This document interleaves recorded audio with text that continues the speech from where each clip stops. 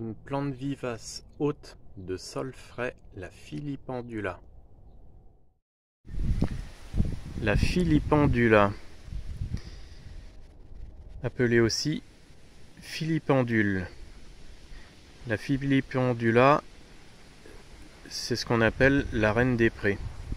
Alors c'est une plante vivace, relativement haute, puisque son feuillage atteint 1,50 m, 1,80 m.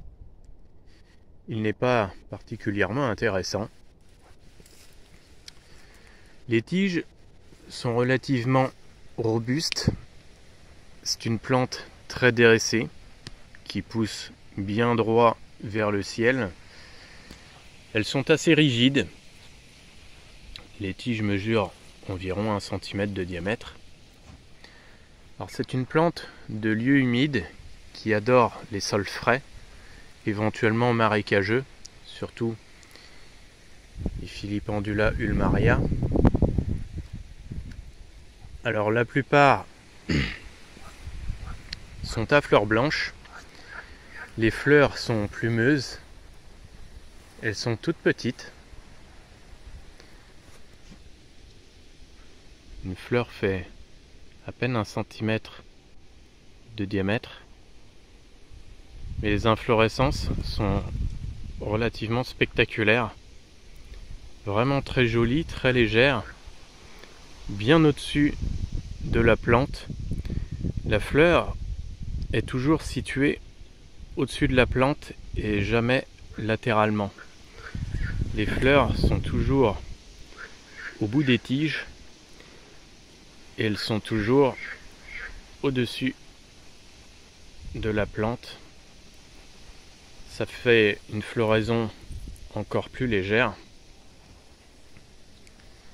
Cette variété à fleurs roses est pour moi ma préférée. Ça fait vraiment une très jolie couleur. On l'utilisera en soleil ou mi-ombre. On évitera l'ombre dense.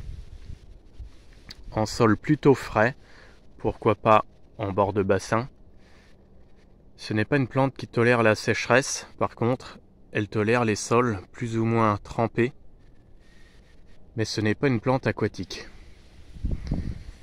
Alors il faut prévoir tout de même de ne pas la mettre trop en bordure, même si elle tient relativement bien debout.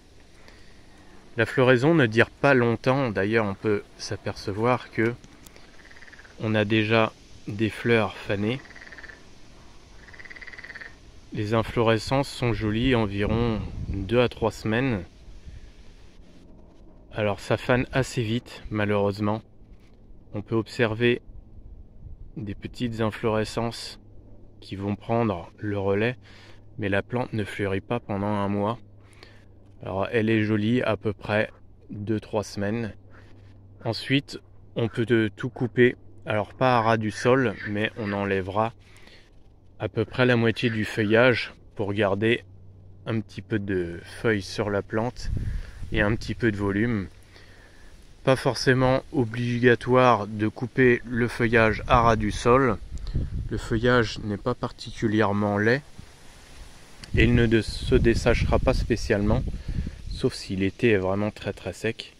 Alors on gardera la moitié du feuillage et on rabattra la plante à environ 1 mètre de hauteur, ce qui suffira largement. Une fois rabattue, elle ne posera plus de problème aux autres plantes à proximité. Dans l'idéal, je conseillerais de la planter plutôt en milieu de massif, mais pas en premier plan. Même s'il est vrai qu'en premier plan, elle peut créer aussi beaucoup de mouvements et elle ne se couchera pas sur la pelouse. Vous avez aimé cette vidéo? Pensez à mettre un pouce et des commentaires si vous êtes inspiré.